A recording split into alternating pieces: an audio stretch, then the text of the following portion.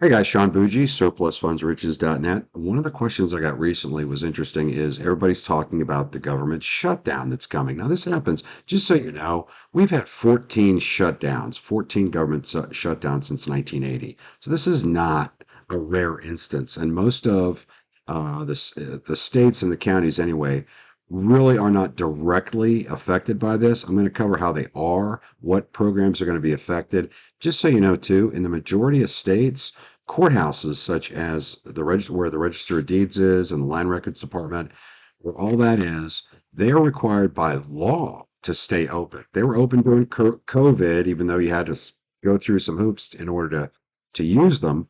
But this is not going to have a direct effect on our business. I will tell you what it's going to have an effect on. So, SNAP, Supplemental Nutrition and Assistance Program, I'm reading from notes.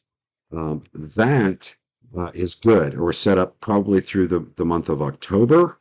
All right. WIC, which is the Women, Infant, and Children's Supplemental Nutritional Program, that is kind of up to the states on how they handle that. Same thing with SNAP, really. The states are going to have to step in and help these guys out because the federal government's probably not going to pay them, at least not after October, for SNAP. Medicaid is good through the end of the year. They're always a little overfunded or funded in advance. Disaster responses from the federal government is not overly funded, however, so the states would have to take up any kind of a disaster response. And that is one of the few things I think could have an impact on this business, or if they're dealing with that, it could take away resources from the courthouse that we're going to need. That's a very limited possibility on that. Medicaid and Social Security are considered mandatory. So even in a shutdown, that will continue to be funded by the federal government. That's one of those do not touch items that they're not allowed to cut out.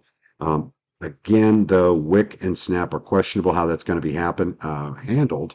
The states typically handle those when there's an issue with a government shutdown. But guys, I don't see this directly affecting us on the county level. I don't see it happening. I don't see there being an issue against foreclosures and or surplus funds.